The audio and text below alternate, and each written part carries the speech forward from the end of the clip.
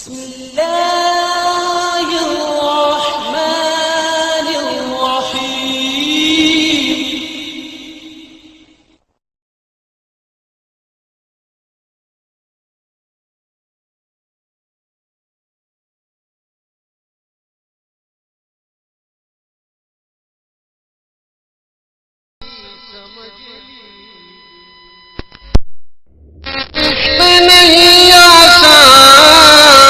اتنا ہی سمجھ لیجئے ایک آگ کا دریا ہے اور ڈوب کے جانا ہے. ایک آگ کا دریا ہے اور ڈوب کے جانا ہے. اگر تیر کر جانا ہوتا تو کچھ بھی بچت ہو سکتی تھی. کبھی کبھار سر باہر نکال لیتے, کبھی ہاتھ باہر نکال لیتے, لیکن یہاں تیرنے کی گنجائش نہیں ہے, بات ڈوب کر جانے کی ہے. تو اللہ تعالیٰ کا عشق ایسا آسان نہیں ہے, ڈوبنا پڑتا ہے اللہ تعالیٰ کی محبت کے دریا میں. کوئی عضو خالی نہیں رہے گا, کیونکہ مچھلی جس طرح سکون پاتی ہے, چین پاتی ہے دریا میں, اسی طرح بندہ چین پاتا ہے اللہ کی یاد میں. الا بذکر اللہ. فرمایا یہ جو با ہے نا, یہ معنی فی کے ہے, یہ با معنی با کے نہیں ہے کہ اللہ کی یاد کے ساتھ چین ملے گا. نہیں, اللہ کی یاد میں چین ملے گا. یہ با کے معنی فی ہے. فی معنی میں, با معنی ساتھ. تو با کہا تو با ہے, لیکن مراد فی ہے کہ چین ملے گا دلوں کو. کب ملے گا؟ جب ہم اللہ کی یاد میں ڈوب جائیں گے, جب پوری زندگی میں اللہ تعالیٰ کی یاد کار فرما ہو گیا, ہر وقت اللہ کی یاد. کیسے؟ ہر وقت کیا اللہ کا ذکر کریں گے؟ نہیں, اللہ تعالیٰ سے ایک رابطہ رہے گا اور کہے گا کہ ہم تم ہی بساگاہ ہیں اس ربط خفی سے, ہم تم ہی بساگاہ ہیں اس ربط خفی سے. معلوم کسی اور کو یہ راز نہیں ہے, تم سا کوئی ہمدم کوئی دم ساز نہیں ہے. باتیں تو ہے ہر دم مگر آواز نہیں ہے. اللہ سے گفتگو کر رہا ہے, اللہ سے باتیں کر رہا ہے. یا اللہ آپ اس وقت کیسے خوش ہوں گے؟ آواز آ جائے گی کہ اس طرح خوش ہوتا ہوں میں. اچھا ٹھیک ہے, وہی کر لیتا ہوں. یا اللہ آپ اس سے ناراض تو نہیں ہوں گے؟ نہیں, میں اس سے ناراض نہیں ہوں گا. یا کبھی فرمائیں گے ہاں ناراض ہو جاؤں گا میں. دیکھ لو تم اپنا دل خوش کر رہے ہو. تمہارا دل خوش کرنا اگر میری رضا کے مقابلے میں ہے تو پھر میں ناراض ہو جاؤں گا. اب بہت سے ایسے کام ہیں جس میں میں بھی راضی ہوں, تمہارا دل بھی راضی ہے, تو پھر ٹھیک ہے وہ کر لو. جیسے ٹھنڈا پانی پینا, شربت پینا, اس میں میں بھی راضی ہوں, تم بھی راضی ہو, اچھا لگتا ہے. تمہیں بھی اچھا لگتا ہے نا شربت پینا, پکوڑے کھانا, مجھے بھی اچھا لگتا ہے, میں کوئی منع نہیں کروں گا. ہاں ایسے کام کرنا جس میں میں راضی نہیں ہوں, تم راضی ہو, تمہارا نفس راضی ہے, وہ کام جو ہے وہ خواہشات نفس کہتے ہیں اس کو. اور ایسی چیزیں جس میں اللہ تعالیٰ منع نہیں فرماتے لیکن نفس کی خواہش ہے, تو وہ خواہش نفسانی نہیں ہے, اس میں اللہ بھی راضی ہے. ٹھیک ہے. اچھا کپڑا پہننا, صحابہ نے سن کے فرمایا تھا یا رسول اللہ ہم تو اچھا کپڑا پہننا پسند کرتے ہیں, اچھے جوتے ہوں ہمارے. فرمایا کوئی حرج نہیں, اللہ تعالیٰ خود جمیل ہے اور جمال کو پسند کرتے ہیں. اللہ خود جمیل ہے اور جمال کو, خوبصورتی کو پسند کرتے ہیں, اس میں کوئی حرج نہیں. بس یہ کہ تکبر نہ ہو, پہننے کے بعد اترائے نہیں, غریبوں کو کم آمدنی والوں کو حقیر نہ سمجھے, پھر پہنو. حضرت امام اعظم ابو حنیفہ رحمہ اللہ تعالی 36 کروڑ روپے ان کے ترکے میں بچا تھا. ترکے میں 36 کروڑ اس زمانے کا, ایسے مالدار تھے. کپڑے کی تجارت تھی, لیکن اتنا خیال کرتے تھے سب کا, اتنا خیال کرتے تھے کہ حضرت کے مرنے کے بعد, دنیا سے تشریف لے جانے کے بعد پتا چلا کہ کتنے گھرانے ایسے تھے, سینکڑوں گھرانے ایسے تھے جس کی کفالت حضرت امام اعظم نعمان بن ثابت حضرت امام اعظم ابو حنیفہ رحمہ اللہ تعالیٰ فرماتے تھے. تو اللہ والے ہیں، فقیہ ہیں، لیکن سخی بھی ہیں، سخی بھی ہیں. دل اتنا بڑا ہے، دل اتنا بڑا ہے، مہمانوں کے بغیر کھانا نہیں کھانا. ایک شاعر نے کہا کہ اللہ میرے رزق کی برکت نہ چلی جائے، اللہ میرے رزق کی برکت نہ چلی جائے.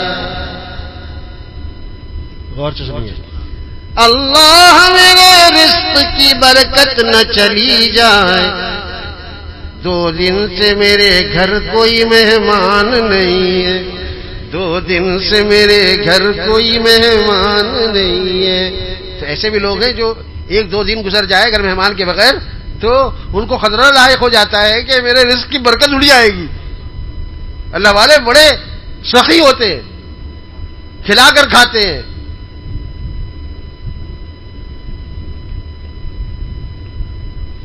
تو بات چلی تھی توبہ سے کہ توبہ اب بھی کرنا ہے اور تب بھی کرنا ہے. جو آئندہ مہینہ آنے والا ہے تب بھی کرنا ہے. ابھی سے شروع کر لیں اور ابھی سے اللہ تعالیٰ کو منانا شروع. یا اللہ یہی میرا استقبال تو یہی ہے، رمضان مبارک کا استقبال میں اسی طرح کروں گا اور کروں گی کہ آپ کو راضی کرنے کا جذبہ ابھی سے دل میں پیدا کر لیا کہ اب کوئی گناہ نہیں کروں گا انشاءاللہ تعالیٰ. اب آپ کو راضی رکھوں گا اور راضی رکھوں گی. دونوں کو بولنا چاہیے بھائی. بعض دفعہ شکایت ہو جاتی ہے کہ آپ تو بس مردوں سے خطاب کرتے رہتے ہیں، ہمیں تو کچھ کہتے ہی نہیں ہیں. ہم سنتے تو رہتے ہیں، ہم تو آپ کی سنتے ہیں، لیکن آپ ہمیں خطاب ہی نہیں کرتے. بھائی یہ اصول یہ ہے کہ عورتیں چونکہ چھپی ہوئی چیز ہے نا تو وہ تقلیماً اس میں داخل ہو جاتی ہیں. مخاطب جو ہے وہ مرد ہیں، مخاطب بھی مرد ہے، مخاطب بھی مرد ہے. دیکھیے میرے یہ زیر زبر کو سمجھا کریں. مخاطب بھی مرد ہے، مخاطب بھی مرد ہے. جو خطاب کر رہا ہوتا ہے اسے مخاطب کہتے ہیں، جو خطاب سن رہے ہوتے ہیں وہ مخاطب ہوتے ہیں. اردو بھی تھوڑی درست ہو جاتی ہے میرے پاس بیٹھنے والوں کی. تو اور آپ بھی تو مخاطبہ ہیں نا، پردے میں ہے نا. تو جو سامنے ہوتے ہیں زیادہ تر خطاب انہیں سے ہوتا ہے، لیکن داخل آپ بھی ہیں. ہر وقت مذکر مؤنث مذکر مؤنث مذکر مؤنث کرتے کرتے تو بیان کا رخ ہی بدل جائے گا اور اس کی ترتیب ہی ٹوٹ جائے گی. آپ داخل ہیں، گھبرائیں نہیں بالکل. ہر خطاب میں آپ شامل ہیں. جو بھی مردوں سے کہا جا رہا ہے وہی عورتوں سے کہا جا رہا ہے. ہاں بہت سے ایسے احکام ہیں جو عورتوں سے متعلق نہیں ہے تو اس میں وہ مستثنیٰ ہے، مردوں کی طرف ان کا ہے. تو توبہ ہم بھی کریں گے اور خواتین بھی کریں گی. ابھی سے کریں گے انشاءاللہ تعالیٰ. کریں گے نا بھائی؟ انشاءاللہ میں بھی کروں گا انشاءاللہ تعالیٰ. ماضی کے جتنے گناہ اللہ ہمارے معاف فرما دے اور آئندہ کے لیے ہم عزم کر رہے ہیں کہ انشاءاللہ اب گناہ نہیں کریں گے انشاءاللہ تعالیٰ. اب اللہ تعالیٰ اگر نفس یہ کہے کہ ہمیں پہلے پچھلے سال بھی تو نے ایسی توبہ کی تھی، کہیں گے ٹھیک ہے پچھلے سال غفلت ہو گئی، اب نہیں کریں گے انشاءاللہ. اب نہیں کریں گے انشاءاللہ تعالیٰ، اب نہیں کریں گے انشاءاللہ تعالیٰ. تو یہ جو عزم ہے نا، اس کے خلاف جو نفس وسوسے ڈالتا ہے کہ تیرا وہ پہلے کا عمل تو یاد کر، پہلے بھی تو کی تھی. یہ فرمایا کہ یہ اس کے توبہ کے منافی نہیں ہے. وہ آدمی توبہ میں مخلص ہے. اگرچہ بار بار وسوسے آئیں کہ پہلے بھی تو توبہ کر چکا ہے، تیری توبہ قائم نہیں رہی ہے، تو توبہ پر قائم نہیں رہا ہے. دیکھ پہلے کی توبہ سوچ، بس ٹھیک ہے پہلے کی اللہ جانے میں تو توبہ کر چکا ہوں اور اب بھی توبہ کرتا ہوں، اب میری اللہ تعالیٰ ضرور قبول کریں گے. ہاں اگر زیادہ ڈرائے تو پھر یوں کہو جیسے حضرت مجدد ملت فرماتے ہیں، اگر زیادہ نفس ڈرائے کہ بھائی تیری توبہ تو مکمل ہوتی ہی نہیں ہے، کس منہ سے توبہ کرتا ہے، تو اسے کہتے ہیں کہ ٹھیک ہے اگر تیرے بقول توبہ میں قائم نہیں رہوں گا پھر ٹوٹ جائے گی تو پھر توبہ کر لوں گا. کیونکہ اللہ تعالیٰ کو ایک دفعہ توبہ تھوڑی قبول کرتے ہیں. اسی کو حضرت خواجہ صاحب رحمۃ اللہ علیہ فرماتے ہیں. کل میں نے کروڑ پکا میں بھی یہ عرض کیا کہ جب دل ہی لگا بیٹھے ہر ناز اٹھانا ہے، جب دل ہی لگا بیٹھے ہر ناز اٹھانا ہے، 100 بار اگر روٹھے 100 بار منانا ہے، 100 بار اگر روٹھے 100 بار منانا ہے انشاءاللہ تعالی۔ بھائی نفس گناہ کروانے سے باز نہیں آتا تو ہم توبہ کرنے سے کیوں باز آ جائیں؟ جب برائی ہم سے نہیں چھوٹتی تو اچھائی کیوں چھوڑیں؟ گناہ برائی ہے اور توبہ اچھائی ہے، تو گناہ ہم سے چھوٹتے نہیں تو ہم توبہ کی چھوڑ دیں؟ ہم اس سے یہی دلیل اسے یہی پیش کریں کہ تو گناہ کروا لیتا ہے نا، اے نفس تو مجھ سے گناہ کرا لیتا ہے، یہ کہہ کر کے بڑا مزہ آئے گا، بڑا اچھا لگے گا، بہت آمدنی ہوگی، فلاں ہوگا فائدے گنوا کر گناہ کراتا رہتا ہے، تو میں توبہ میں کیوں دیر کروں؟ میں توبہ کروں گا، بس میں اسی منہ سے کعبہ جاؤں گا اور شرم کو خاک میں ملاؤں گا اور اپنی بگڑی کو یوں بناؤں گا، ان کو رو رو کہ میں مناؤں گا، اپنی بگڑی کو یوں بناؤں گا، تو کہتا رہے بس۔ ایک شاعر نے کہا، جام میں توبہ شکن، توبہ میری جام شکن، جام میں توبہ شکن، توبہ میری جام شکن، سامنے ڈھیر ہیں ٹوٹے ہوئے پیمانوں کے۔ کیا مطلب؟ جام میں توبہ شکن، یعنی یہ جو جام ہے نا شراب کا، یہ توبہ توڑ دیتا ہے، اور توبہ میری جام شکن ہے، جو توبہ کرنے پہ زیادہ میں اٹھا کر جام توڑ دیتا ہوں۔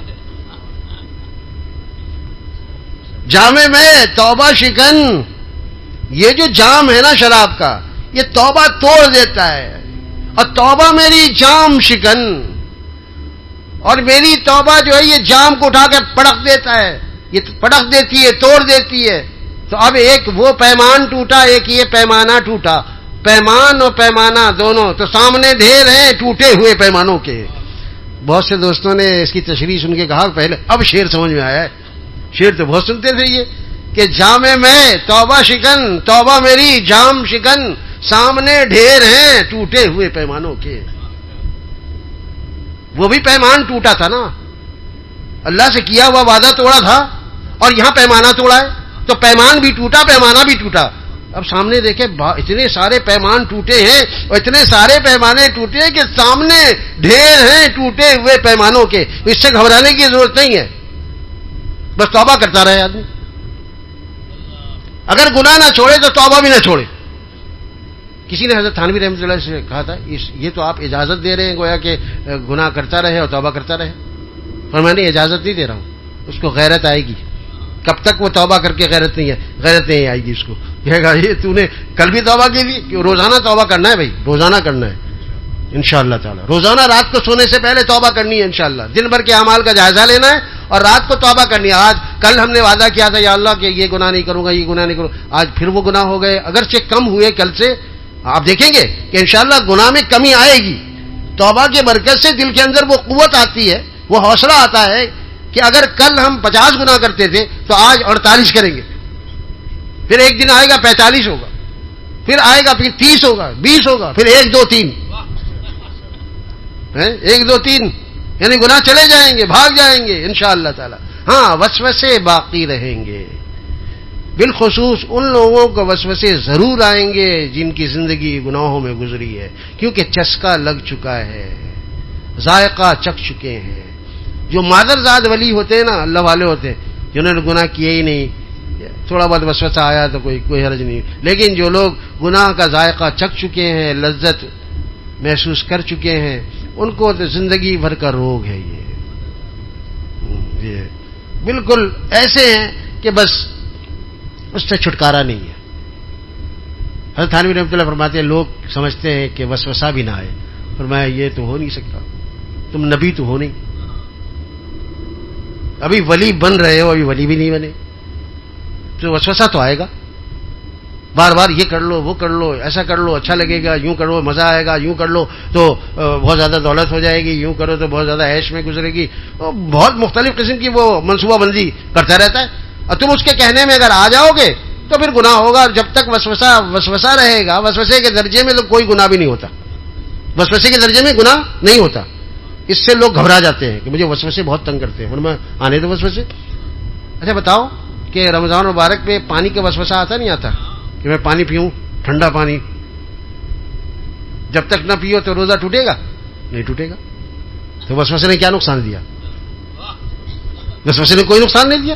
حالانکہ دل کے اندر خیال آتا ہے کیا ہاں اگر میں ابھی 2 بج رہے ہیں 3 بج رہے ہیں اور پیاس شدید لگی ہے, صبح تو نہیں لگتی لیکن جیسے جیسے دن ظہر کے بعد پیاس بہت بڑھنے لگتی ہے, ایک دم ٹھنڈا پانی فریج کھول دے, اگر میں روزہ نہ ہوتا تو یہ پی لیتا. ہاں ایسے ہی کہو اگر میں مسلمان نہ ہوتا تو یہ گناہ کر لیتا.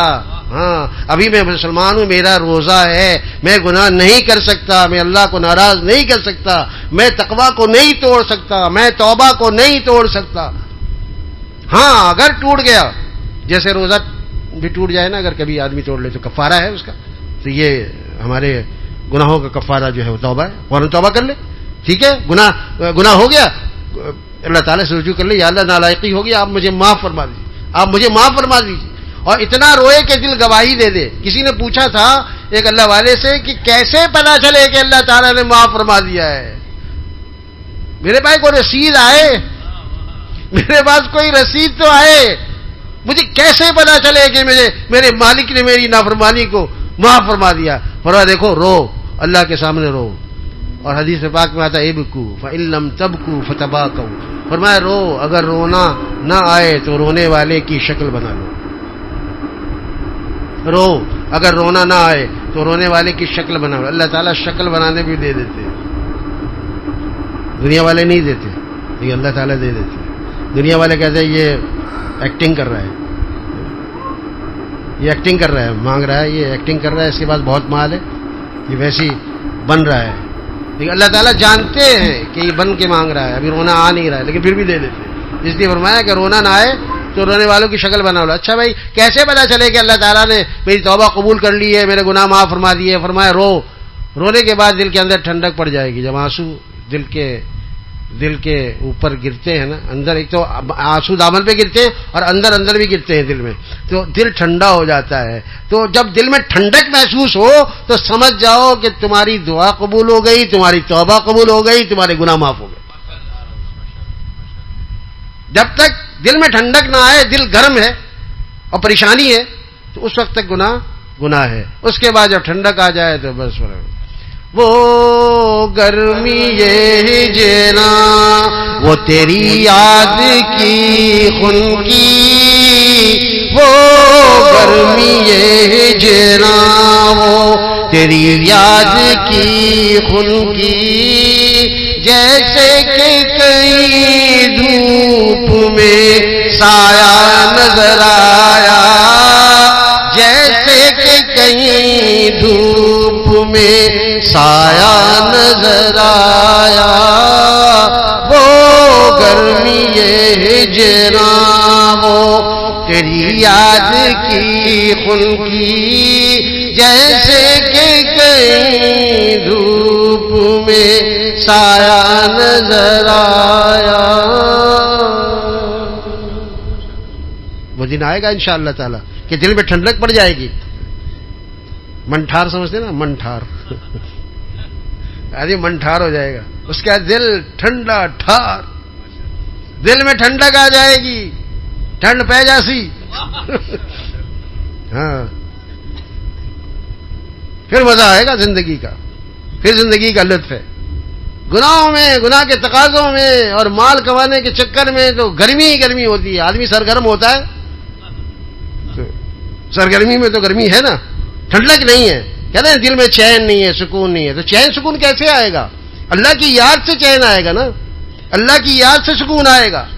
اور جب گناہ چھوڑتا ہے آدمی تو گویا کامل درجے کی یاد اس کے دل کے اندر ہوتی ہے. ایسے تو یاد کا ایک درجہ یہ ہے نا کہ سبحان اللہ, الحمدللہ, اللہ اکبر کہ نیت باندھ لی, تلاوت کر رہا ہے, یہ بھی یاد کی قسم ہے. لیکن ایک یاد کی وہ قسم ہے جو لوگوں کو نظر نہیں آتی. یاد ایک ایسی ہے جو لوگوں کو نظر نہیں آتی, جیسے جھوٹ چھوڑ دیا, جھوٹ چھوڑنا نظر نہیں آیا, لیکن اللہ دیکھ رہا ہے. اس نے جھوٹ, یہاں پہ جھوٹ بول سکتا تھا لیکن نہیں بولا, تو اللہ دیکھ رہا ہے. یہاں نظر خراب کر سکتا تھا لیکن اپنی نظریں نیچی کر لی. تو یہ اللہ کی یاد کی وہ قسم ہے کہ جس پر رات بھر کی تہجدیں قربان ہیں. یہ اللہ تعالی کی یاد منفی کی وہ قسم ہے جس پر قرآن پاک کی کوئی تلاوت کرتا ہے، رات بھر تلاوت کرے، بتا رہا ہوں رات بھر تلاوت کرے اور صبح اپنی والدہ سے بدتمیزی کر لے، رات بھر کی تلاوت کے انوارات ایک دم ختم ہو جائے گی. گناہ کبیرہ کیا ہے. والدہ سے سخت لہجے میں بات کر لیا، جواب دے دیا اس کو، یا دروازہ پٹخ کے بند کر دیا، اپنا غصہ ظاہر کیا. رات کو تہجد پڑھا، رات کو تلاوت کی، اور صبح یہ فرمایا والدین کو ستانے والے بچے یہ کان کھول کر سن لیں کہ اور گناہوں کا تو معاملہ اللہ تعالیٰ آخرت پر رکھتے ہیں، لیکن والدین کو ستانے والوں کو اس وقت تک موت نہیں دیتے جب تک کہ انہیں دنیا ہی میں اس کی سزا کی ابتدا نہ کر دے. دنیا ہی سے ان کی سزا کی ابتدا ہو جاتی ہے، پھر انتہا آخرت میں ہوگی. لہذا گناہ سے بچنے کا اہتمام بہت ہونا چاہیے. نیکیاں کم کرو لیکن گناہ مت کرو.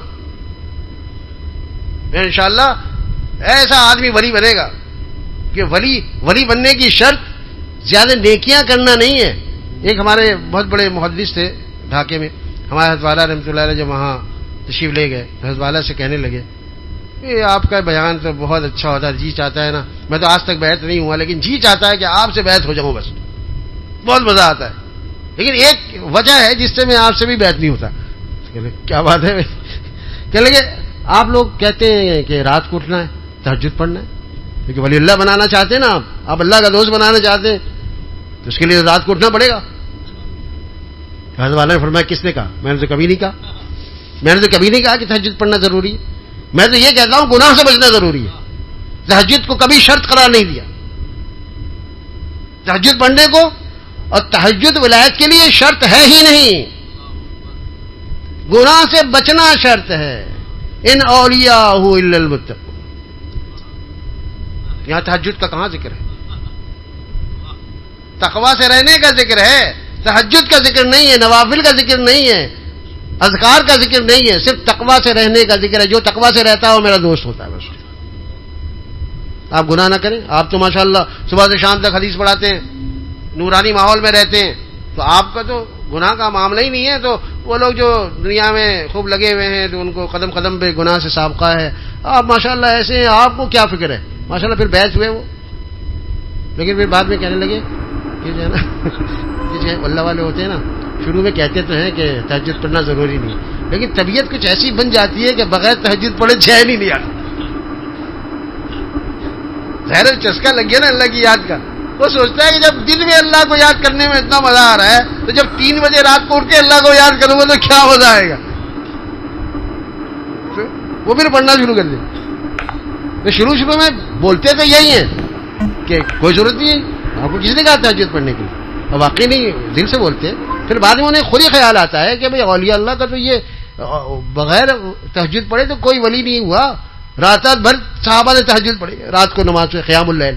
اس کے بعد بہت سے لوگ آدھی رات کو اٹھ جاتے ہیں، بہت سے لوگ شروع کی رات میں نماز پڑھ لیتے. لیکن رات کی نماز تو اولیاء اللہ کا شعار ہے، ان کا طریقہ ہے، اس کے بغیر تو کوئی ولی نہیں ہوا. لیکن یہ شرائط میں سے نہیں ہے. یہ شرائط میں سے نہیں ہے. شرائط میں سے کیا ہے؟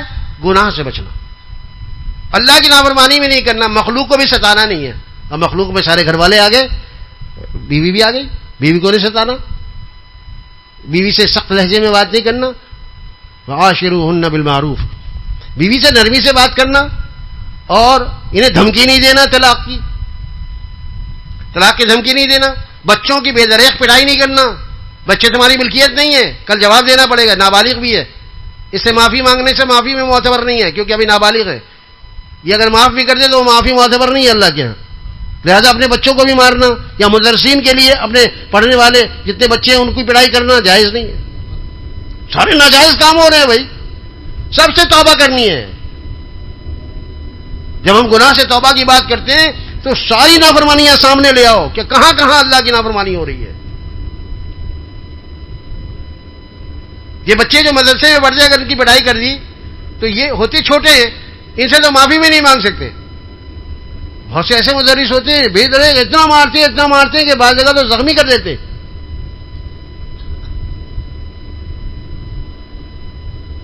لہٰذا توبہ کرنی چاہیے کہ یہ مخلوق پر ظلم ہو رہا ہے. گھر والوں پر ظلم نہیں کرنا.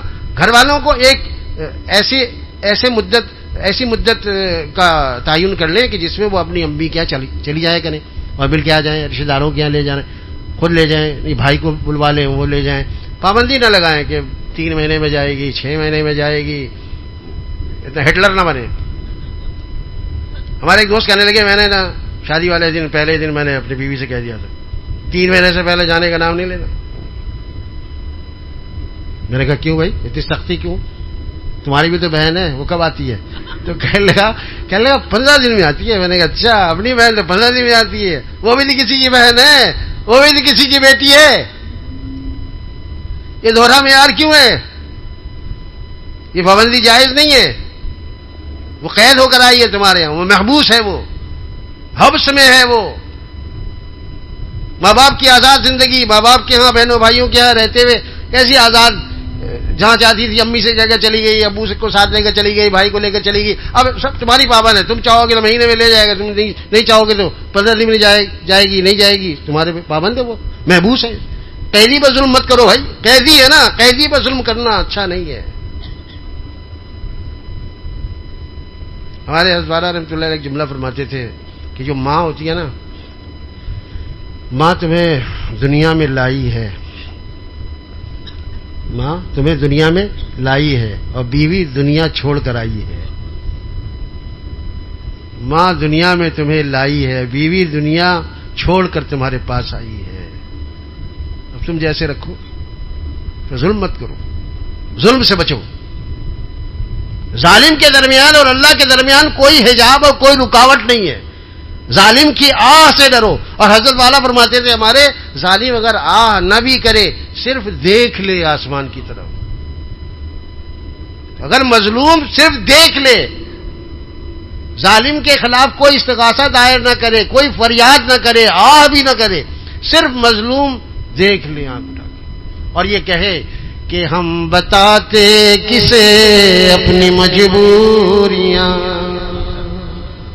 ہم بتاتے کسے اپنی مجبوریاں، رہ گئے جانب آسماں دیکھ کر، رہ گئے جانب آسماں دیکھ کر. ہم بتاتے کسے اپنی مجبوریاں، رہ گئے جانب آسماں دیکھ کر. صرف آسمان کی طرف دیکھ لینا کافی ہے. اللہ کا عرش ہل جاتا ہے. لہذا ظلم مت کرو. ابتدا گھر سے. جس کا رشتہ جتنا زیادہ نزدیک ہوگا اس کا حق زیادہ ہوگا. ماں کا رشتہ، بیوی کا رشتہ، بہن کا رشتہ، یہ گھر والے ہیں نا، یہ اہل خانہ ہے، ان کا رشتہ، ان کا حق زیادہ ہے بنسبت باہر کے. تو مسلمانوں کے بھی تو حقوق ہیں نا میرے ذمے، لیکن گھر والوں کے حقوق عام مسلمانوں سے بڑھ کر ہیں کیونکہ ہمارے قریب ہیں. جس کا رشتہ جتنا قریب ہوتا ہے اس کے حقوق اور زیادہ ہوتے ہیں. تو بیوی تو یہ شریکہ حیات ہے نا، یہ زندگی بھر کی شریکہ ہے، اس کا تو بہت زیادہ حق ہے. لہذا کبھی اگر روٹھ جائے تو روٹنے دو. حضور صلی اللہ تعالی وسلم نے بیویوں کو روٹھنے کا حق بھی دیا ہے، پہلے بھی میں عرض کر چکا تھا. فرماتے اے عائشہ رضی اللہ تعالی عنہ، جب تم روٹھ جاتی ہو تو مجھے پتہ چل جاتا ہے کہ آج کل تم روٹھی ہوئی. تو حضرت عائشہ رضی اللہ عنہ نے فرمایا یا رسول اللہ صلی اللہ علیہ وسلم، اس وقت بھی میں ویسے ہی روٹتی ہوں اوپر سے، دل میں تو آپ کی محبت موج زن ہوتی ہے. لیکن آپ بتائیے کہ کیسے پتہ چلتا ہے؟ آپ فرمائیے کہ کیسے پتہ چلتا ہے آپ کو؟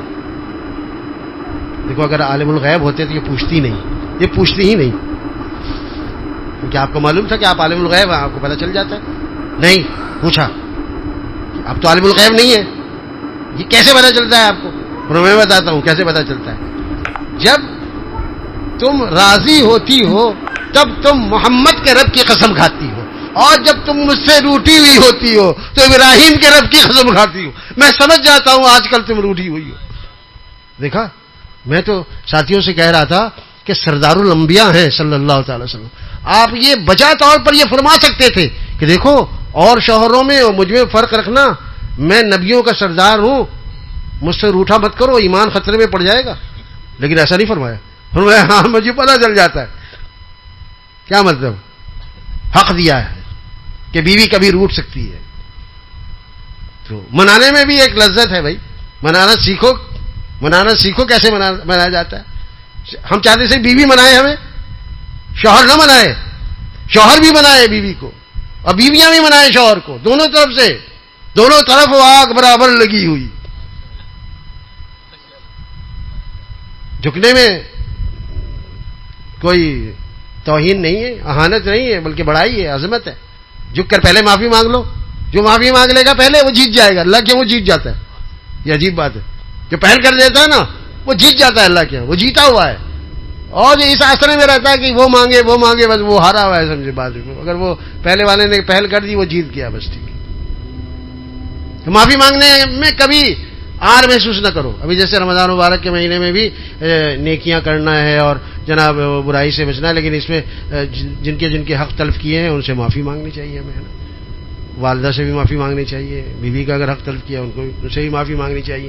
تو معافی کے انداز الگ الگ. بچوں سے معافی مانگنا اس طرح نہیں کرنا چاہیے جیسے بڑوں سے معافی مانگتے ہیں. حضرت والا نے فرمایا کہ بچوں سے معافی مانگنے کا انداز مختلف ہے. یوں نہیں کہنا بیٹے مجھے معاف کر دو, نہیں, اس کو خوش کر دو.